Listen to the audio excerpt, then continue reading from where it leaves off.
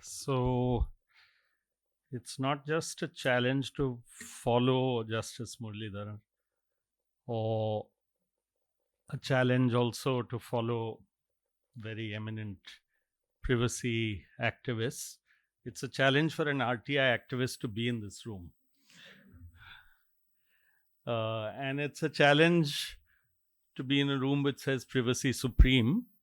But I think nobody is supreme.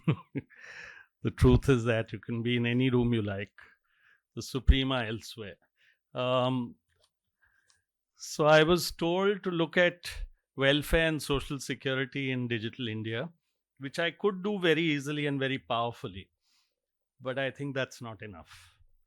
And why I think it's not enough is because welfare and social security concern the poor, and these issues fundamentally, ideologically, principally, theoretically concern the poor in very fundamental ways. And even though they don't have the articulation for it, they have actually better answers than many of us. They just don't have a chance to put it forth. So please do, when I do talk about, I'll talk about very real things and real people, and they will be very powerful. But do also join in that kind of effort, which may not all have the right words and the articulation, to see where it is that they are trying to reach in this battle of real empowerment. Don't start it yet.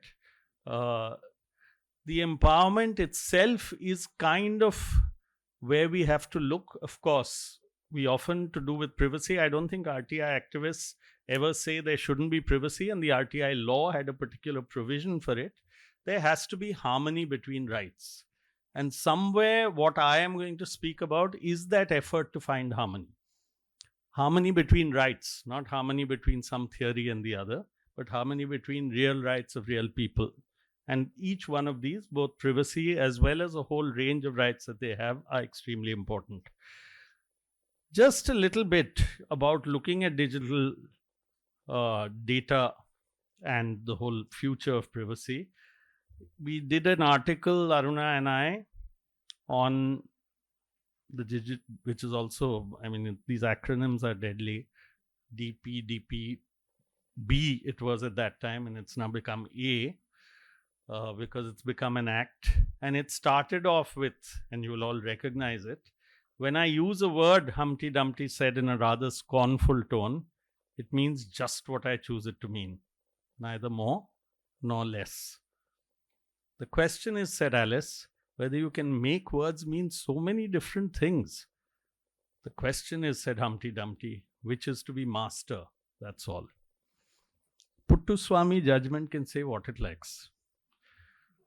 The master will decide what it means. We can have all kinds of words, and now I'll get straight into Aadhaar, and then we'll come to this bit where we show what Aadhaar means to people. Aadhaar has very, very well been looked at by Justice Muralidhar, and I would like to say that in that entire bit that he talks about, one bit, I mean, there are many bits that I agree with entirely, but we went, Aruna and I personally, but all the MKSs went also to the Supreme Court against the Aadhaar on a different basis from privacy and surveillance. Not that we didn't agree with that. And we went because we wanted to look at what Aadhaar was saying, claimed to be doing, because Aadhaar came in under this guise of trying to help the poor. What it claimed to be doing, and because we work with the poor, we work with those communities, we thought we were best placed to be able to say what it really did. And so three things Aadhaar came in. First of all, inclusion. We'll include everyone. People don't have an identity. People don't have a way of being identified. We'll include everyone. How exclusionary it is incredible. All of us know it now, but people then feel it, and what it means is incredible. Aadhaar is going to increase efficiency greatly. All digital things, of course, per se, it's an axiomatic truth, increase efficiency. That's what, again, the master says. What it does to people in terms of efficiency also is something, and you can efficiently kill them as well. That's also part of that. And the third is, it'll remove corruption. And it is so damn arbitrary because, again, the master decides what is corruption and what is not. So that entire set of things is something that you'll see very dramatically. So Aadhaar said, I actually see that it's a carefully constructed doublespeak. It holds itself out as a benevolent master, out to include, to do all these things that it's saying, to empower. But actually it empowers the state vis-a-vis the people, as Justice Muralidhar said. It empowers the state vis-a-vis the people and not the people vis-a-vis the state. It came in as a money bill, which it had nothing to do with. And it said, of course, we are not mandatory. We are only compulsory. So the idea of you can get away with what you like, the Supreme Court will say not mandatory, not mandatory. लेना ही पड़ेगा, उसके बिना नहीं मिलेगा कुछ भी. So that, just have a little bit of a look now, and we'll see. And just now, actually, just before we start this, in 2 locations in Rajasthan, people who are blaming me for being here not there, they are trying to fight to get their pension rights, to get their rights for orphan children who are children of widows and orphans, their rights. And what is holding them is basically a digital public infrastructure. Aadhaar based monopoly digital public infrastructure. This is from some years ago. This is when we started, when the Aadhaar unleashed itself on us, and we started on a battle that we still haven't got away. Dakuma was marked as dead in government records. She was one of 12 lakh people in Rajasthan, pensioners, who had been marked as dead. In our panchayat, there were 11 marked as dead. Dakuma was one in our panchayat. Out of those 11, 9 were alive. 2 had died after they had been marked dead. But you can see a little bit of Dakuma's story. That's very funny. पहले नहीं दिया अंगूठा media को तो मशीनों में नहीं दे रहे नहीं दिया क्या आधार कार्ड है ना आधार कार्ड है थोड़ी कोशिश की थी यूं ही है हमको आधार कार्ड है ना वो कौन क्या देखो खातो खुला है तो कनक भी मिले अच्छा और गो भी मिले तो खाता नहीं खिले तो कौन दे नहीं तो थोड़ा कंट्रोल में गया अंगूठा उठे लगाया था को पहला देख सरकारी में ये मोड़े जट मंडा ये मिसनो ऐसा मटकी पा हाँ एक भी मिट गई हाँ फस मारा फासा पड़ गया हरा सब पड़ गया कोई कसर को नहीं हाँ Just let it continue a little bit.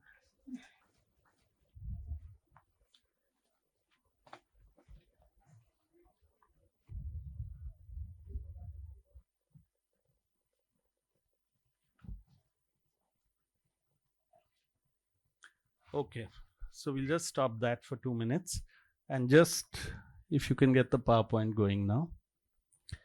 Along with Dakuma, I'll just show you some of the photographs of other people at that time. That was Dakuma. This was another. These are the 11 in our panchayat. This couple was just living on the road. Their pensions had been stopped. You can see the husband at the back, the wife in front. They were literally living. Where we took a photograph, this is how they were living, and their pensions, both their pensions had been stopped. The next one. Oh, those photos have not come. This one. You can see that lady.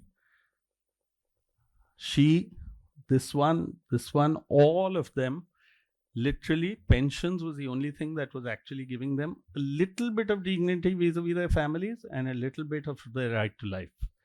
And today, even now, just now in both Ajmer and in Rajsamand, where I will go today, the people have been working on trying to, where they said people were not verified as alive or not on their digital infrastructure, because you first put thumb impressions, then you put iris. But it's not just that. You have one database which is central, which is Aadhaar. You have state database, which is Jan Aadhaar. You have pensions which are mixed up. You have to look at whether your election commission card is matching your Aadhaar card, is matching your Jan Aadhaar card. So they said, no, we'll give you only one identity. Actually, you need 20, and all 20 need to match wherever. So everything that they have claimed about the so-called digital public infrastructure is disastrous. And the single thing is that you're standing there saying things as ridiculous as if your data says that you are a woman and you are a man, the state government has to verify that no, actually you are a woman.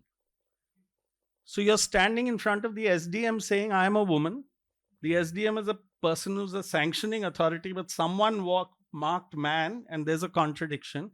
And for months you are not getting it because the machine and that database together will say whatever it says. The machine says your thumb impression, you're not Nikhil, even if the whole damn village says you're Nikhil.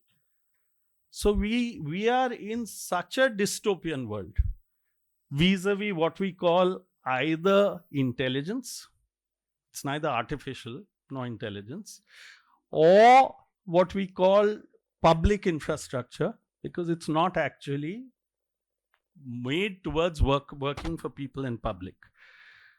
So in terms of inclusion, those 10 lakh people were people who would have got their pensions, maybe more inefficiently if they hadn't been this whole DBT infrastructure. But at least there wasn't this monopoly that would say that unless it works there and unless you get on it and until you meet all its requirements, you are actually facing not just digital death, you're facing death. You are dying while it's on. And it is a human rights violation. Each one of those are solid human rights violations. Their right to life is being taken away.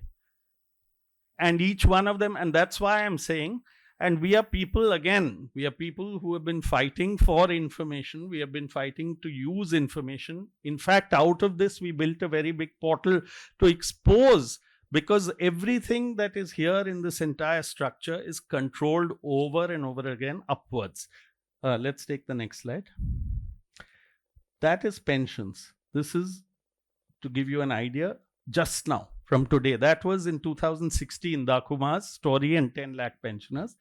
This I can't read it, I'm sorry, but it will give you an example actually. Someone has been marked out of state. They are not out of state. These are all people who are going to be presented to the collector tomorrow because they are all there. Every single one of them. And it's example from one panchayat, one little panchayat.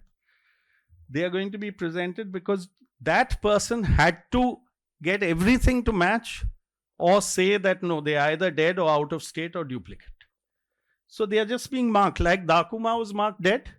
These people are being marked now out of state because it's a more convenient thing. And tomorrow, I can give you a guarantee, by day after, we'll have things running around, but it'll take us months, still even now, after we present them that we are living here, for them to be able to get their pensions, social security pensions. Let's take the next one, another block. Again, and here there are a bunch of people who were marked dead. We presented them in 4 places. This is last year, in the last few months. Presented them in 4 places as being alive. What did they do? Because we've been asking for action to be taken against anyone who marks you falsely as being dead. They said, okay, we cancel that pension. We make a new pension. Let them apply for a new pension. So they lose a year and a half of pension. They don't get arrears, so that that person can get away with whatever that they are doing. Let's go to the next slide. This is in pensions. Next. This is, I don't know how many of you are familiar. Again, all these acronyms. ABPS is Aadhaar was okay, compulsory. Not mandatory, but compulsory. That you even had legal backing for. But that you won't stop with. After that, you have an Aadhaar-based payment system, which means you have to, in that bank, go on, again an acronym, an NPCI mapper. You have to get mapped there. You have to do another acronym, which we all deal with, KYC, which is again a nightmare. And then you can be, as a NREGA worker, Aadhaar-based payment system enabled. Government of India passed an order. Nobody will be paid unless they are Aadhaar-based payment system enabled. No legal backing. Because the court said only Aadhaar. It didn't say after Aadhaar you keep adding one thing after another after another. So what is the figure that you have here? Again, I can't read it, but in June of last year, when they were threatening everyone that in 5 days, in 10 days, we are going to close it, roughly half NREGA workers were not Aadhaar-based enabled. Now they are Government of India is saying we've made great progress. We've even taken it to court. Court won't listen. We've taken it everywhere. Nobody will listen. They've said we'll make great progress. The situation today, next slide. No, go back. Sorry, it must be in that. Just go back. Down below. No, last slide. Sorry. Yeah, sorry. Go back. Back. Yeah. Anyway, it's today there are 5% of NREGA workers, active workers, who are still not Aadhaar enabled. How much is 5% of 13 crores? 70 lakhs? 70 lakh people are not Aadhaar based enabled, so they won't get work. They won't get work and have not been getting work since 31st December because Government of India imposed that order without any legal backing, and the courts will not listen. We've gone over and over again to court. The courts are not even listening to the case. So that's our digital public infrastructure. Which public? What digital? What infrastructure? What is it that we are doing over and over again, and what does this mean? So let's go to the next. To give you an idea of what's happening in Bheem, what's happening elsewhere, just play that. Just play that one little video.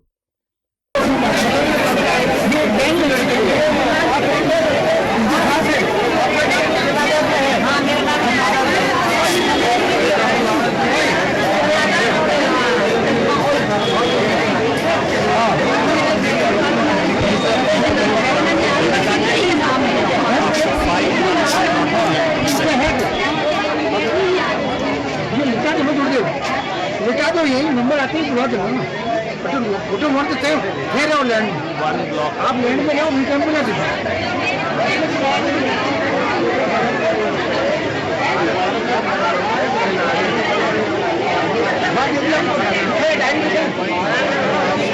Stop this. Play the other. This was last year, 1 year ago. Same process going on now, except then it was unverified. Now it's cancelled.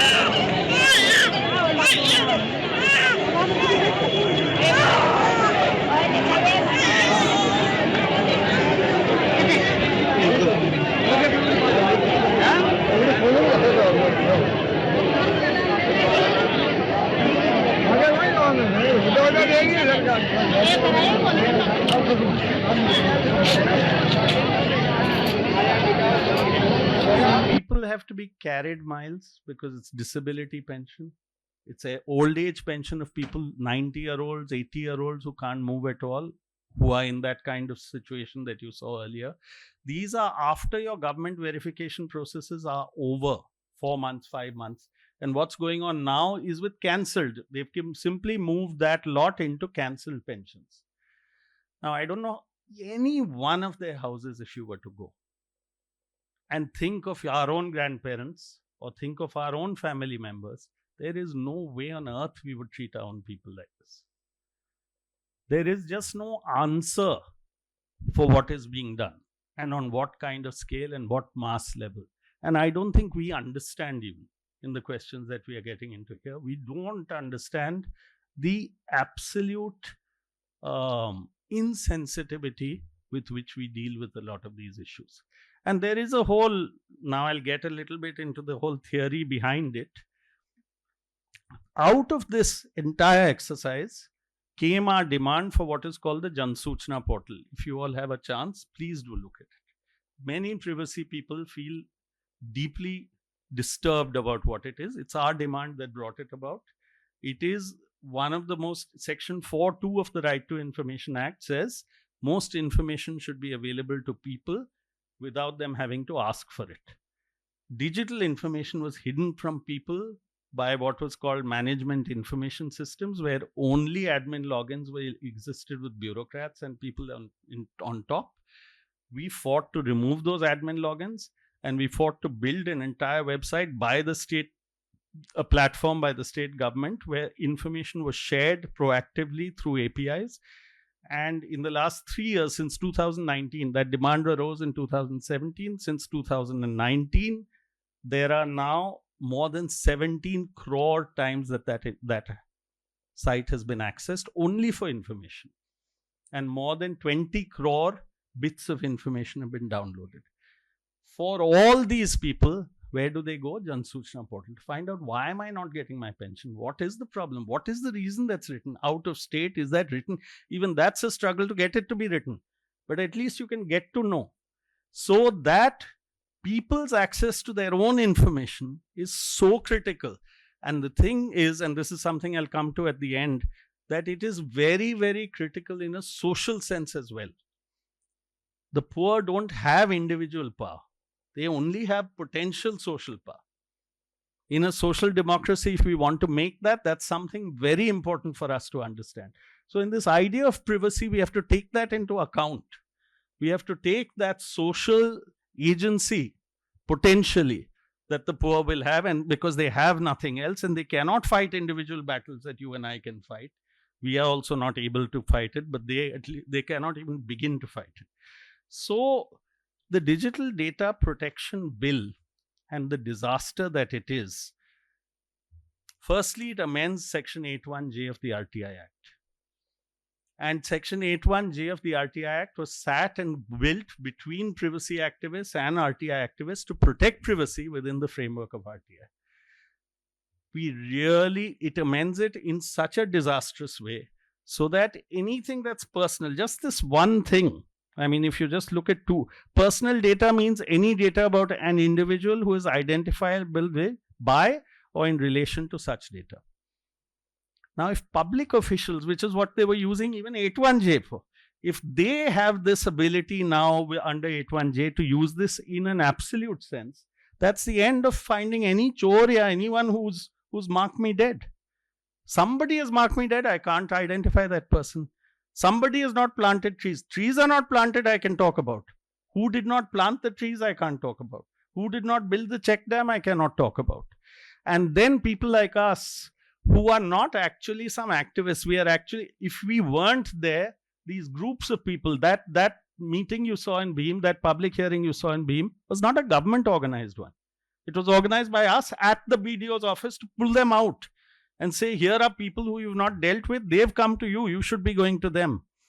So if you don't have people acting along with people, not on behalf of, but along with people, you have no hope. No hope at all as an individual, as an Indian citizen. And so, just this little bit I'll read. So you become, what is a breach of personal data? The person responsible for any potential breach is called a data fiduciary, which all RTI activists now are. All of you are, even if you're trying to protect someone's privacy. And under Section 2J, it means any person who alone or in conjunction with other persons determines the purpose and means of processing personal data. Of course we do that. Of course we are data fiduciaries under the Act. But the person to be protected is the data principle as the individual to whom the personal data relates. Personal data relates, of course, to the pensioners, but it also relates to who's doing what to the pensioners. Which public official is doing what private official is doing what contractor is doing what Thakur is doing what whoever else is doing in caste, in class, in all forms of inequality. And this is an act which is the end, even for journalists, for lawyers, for activists, for individual citizens, for all of us, in no way. That's why when you said we are in a depressing state because it has not been implemented, we'll be in a more depressing state if it gets implemented. So I really make an appeal to all of you. Do read the Act very carefully. Do read the Act. Do read our critique, if you like, in Indian Express. Just write our name and see it. If you agree with it, don't agree with it, tell us. We are looking for a better view on that, but we are unable to find it.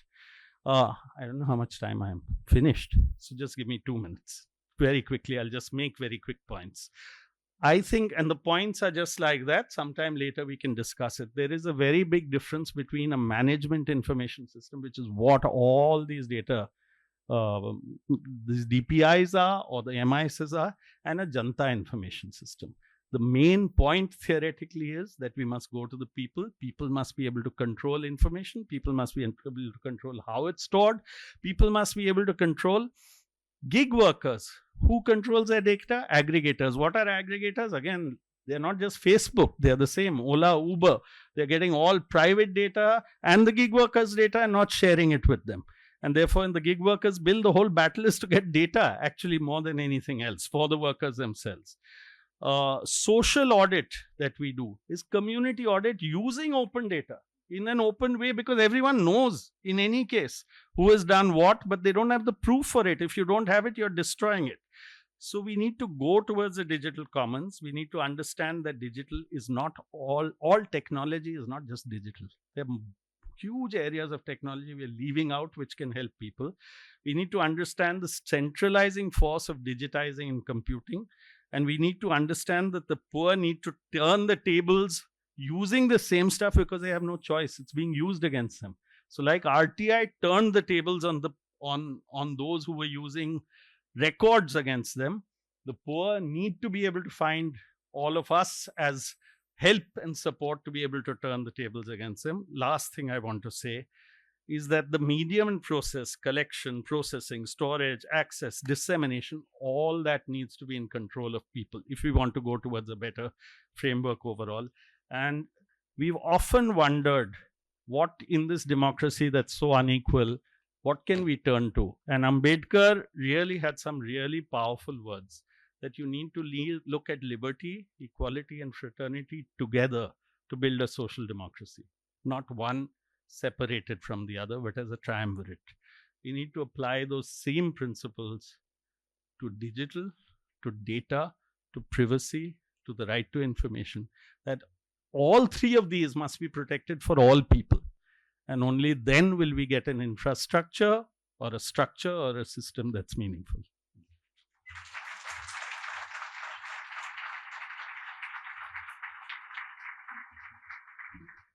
Why do I have to be in situations of to follow that? But okay, you've heard our speakers. Let's break for a small Q&A session now. This is also a time where the panelists can speak to each other. Sorry for us for like restricting that from before. But there will be mics passed around. Can I have some IFF staffers with mics? Please raise your hands if you have a question. Please keep no comments, just questions, and the relevant panelists can take them up. There's 2 mics in front of you. Do we have any questions? We have, yeah, please. Hi Shefali, I'm Swati. My question is, you've mentioned about WHO collaborating with Indian government on something. I'm sorry I missed it. But does WHO not have a policy, privacy policy, which it checks before collaborating with governments?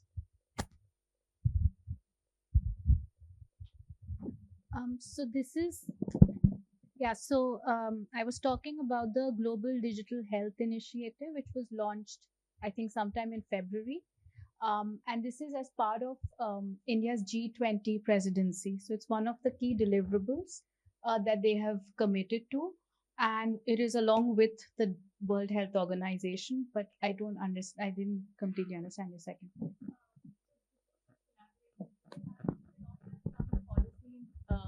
Policy checks whether the government, the national government follows any privacy, I don't know, the rule of protection policy. That is something I should ask WHO. I'm not aware, but yeah, this is happening. Yes, gentleman over there. Hi, Nikhil. This question is for you regarding RTI specifically. So when you file RTIs and there is a mandatory period that within 30 days you're supposed to get a response, and otherwise the particular officer who is in charge of that is supposed to pay you back. So this is my personal experience. I had once filed an RTI and the RTI officer had called me personally saying, "Hi, I'm sorry, but I cannot give you the information that you have asked for because we simply do not have the data digitally." I had to go to 8 separate ward offices and look at manual sheets that they had filled in for that data. So when it comes to this idea of digitization that the panel has been speaking about versus the right to information, what is the right balance that we look for? That what level of digitization do we need to make this information accessible? And where is this accountability to be placed on? Is it right to place this burden on that particular officer? If not, who else do we do it? Here, the officer has no accountability if the data is not there in that form. But the RTI Act actually, in Section 4, if you look at it, says all information should be digitized so that it's easily accessible to people. I don't know whether everyone would agree with it or not. I think what I would say as a principle is that data that people require is what should be digitized. How they think it should be stored is again something people must have a say. How it should be processed is again something that people must have a say, because the RTI for the first time democratized information. It gave us the right to ask, it gave a duty to answer. So obviously, for the first time in our independent history, we had the right to say this is what we want. And by what we want is what they will then start storing and keeping and looking. Otherwise, today, others, our so-called rulers, are actually determining what information should be there. The bureaucrats are doing that. And the accountability of the official is well protected if that data is not digitized. And then today, whichever form we have it, we should get access to it. And he doesn't pay you, by the way, it pays the state. It's not money that comes to you, it's not compensation. It's penalty. Can we have that in the corner, the gentleman in the corner, and then we can come here? Hi, Nikhil. My question is to you.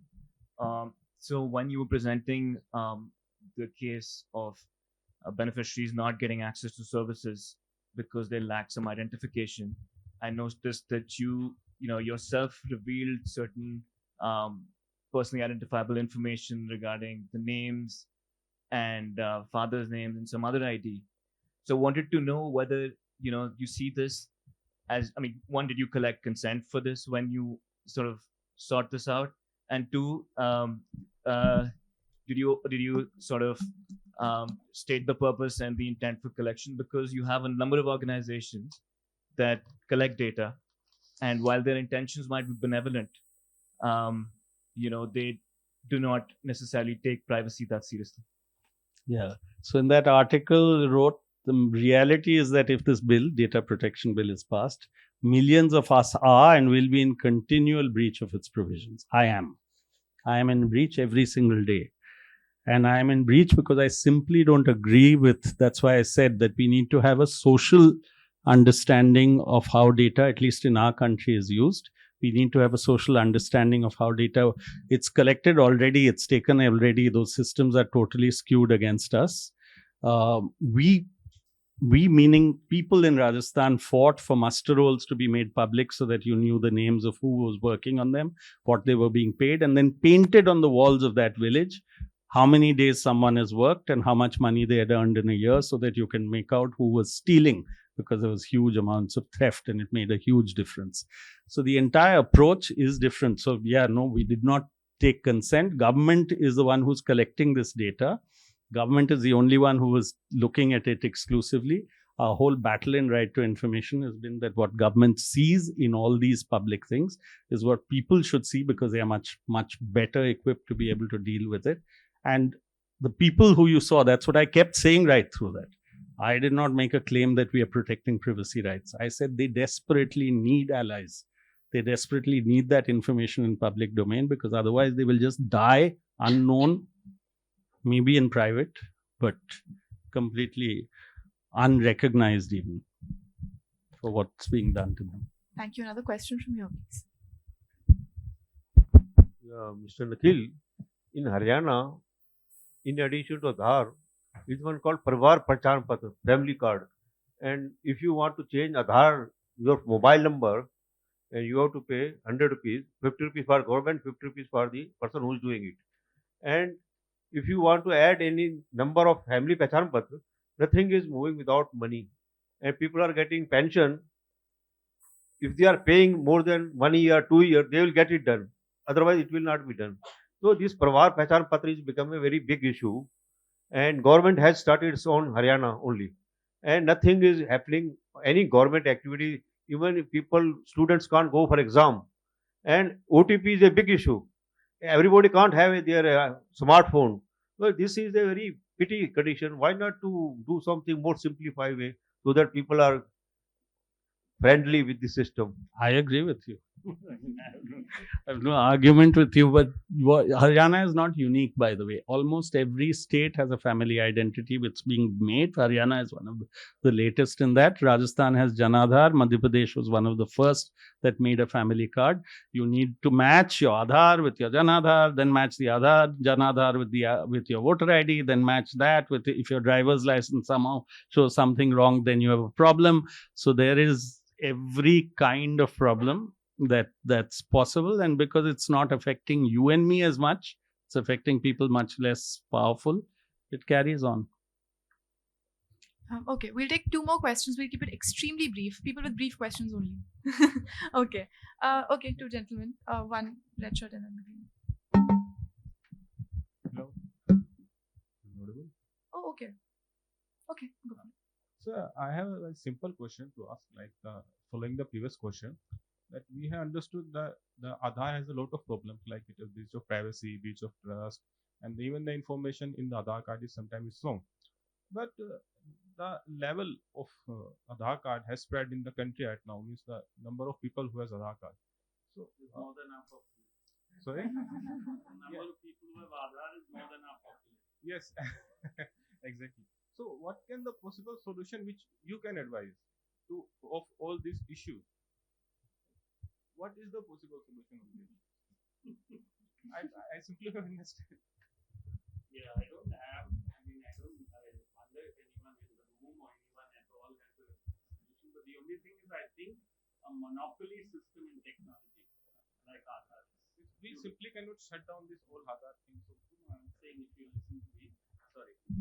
I'm saying that the only thing that I can suggest that would make things better is you cannot have a single monopoly. You have to have Aadhaar. That's the only way you'll go. You have to match Aadhaar and Jan Aadhaar. That's the only way you go. Technology itself says provide alternatives, and where there are roadblocks, come through it through other means. This is one means that if you're not there, you're dead. If you don't have it, or if you don't have it the right way, or if your phone number is wrong, or if your one address, now they started off by saying only your thumb matters, or only your biometric matters, or your iris scan matters. Now everything in that Aadhaar card matters, and each one of them, to get them corrected, is a nightmare. So you have a monopoly system, that's a problem. You have to have an alternative. I must get what my rights are must be guaranteed.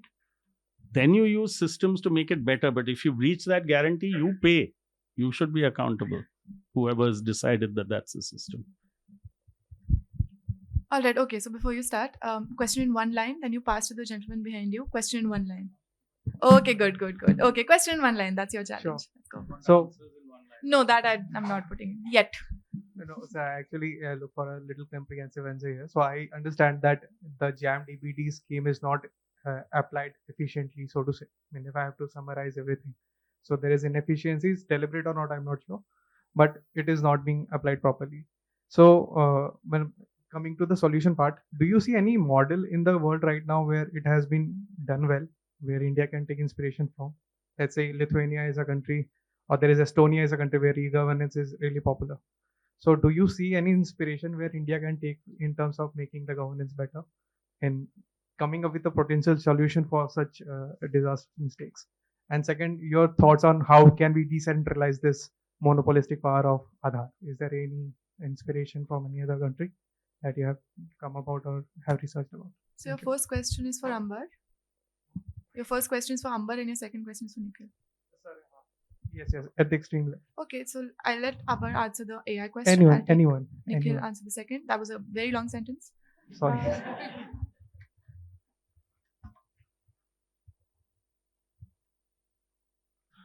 So there are obviously a lot of models for digital identification that exist globally. I think the fundamental question, also sort of responding to the gentleman before you, is what is the problem that we are trying to solve? When Aadhaar started, they said we're trying to solve the problem of efficiency because there are too many bogus, card holders in the PDS system. And there the assumption was that the efficiency was at the POS shop level, that there are too many ghosts and too many duplicates, but there were other points of efficiency which the government was not interested in solving.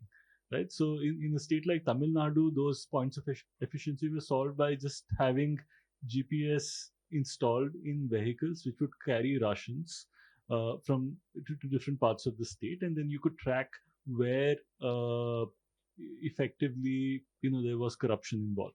So the issue is digital identification really necessary to solve a lot of efficiency problems that particularly states in the south are facing? At least my assessment is that it is not necessary, and particularly a biometric based digital ID solution is a poor one because the cost of breach is irreversible in a lot of instances.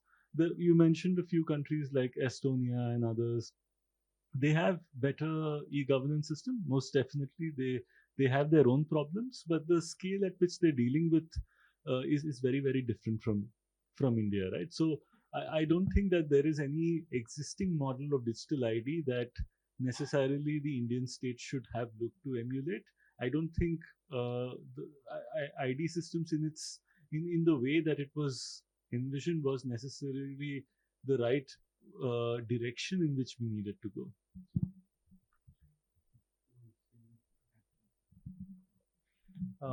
Yeah, your question was how do we get out of monopolies? By removing monopolies. Remove Aadhaar, we'll get rid of that monopoly. But in a more serious fashion, I am at least part of the group that believes that, let's say for something like monitoring, which is what Aadhaar is supposed to be watching, monitoring, chori ho raha hai, is that actually people at that level will monitor much better. Your bureaucrats couldn't care less. They don't care about that school. They don't care about that. I mean, they care if they're a good bureaucrat, but they are few and far between. They care because their kids are going to a private stuff. It's those people in those communities who care about whatever is either distributed or whatever's supposed to come or whatever the entitlements. So socialize and make work on those democratic systems rather than think, because it is a technocrat's dream, and I hope that we are not all moving towards becoming technocrats. What's the solution? One more technocratic solution, which is one more nightmare. Let me tell you one very quickly because it's interesting. NREGA, which I didn't manage to mention, has something called NMMS, another 4 letters. National Mobile Monitoring System. In the 13 crore NREGA workers spread across every remote part of every panchayat, even in the panchayat they're in remote parts, you have to take photographs twice a day for attendance and upload them, and otherwise you do not get attendance. Can you believe that? Our phones don't work in this city. Kya bol rahe ho, connectivity nahi aa raha hai. But there you have to upload a photograph. Okay, you have that monopoly. You cannot get attendance without that. But if there's internet shutdown, all that leave aside, we have taken to them saying 13 crore photographs are being put or whatever in a particular day, 5 crore twice a day. And you have photos finally because they know they're taking photos of goats, of markets, of whatever. They have to upload some group of photographs. So we've taken it and said, what action have you taken on even one case so far since you had NMMS? Not one have you taken action. So what are we doing?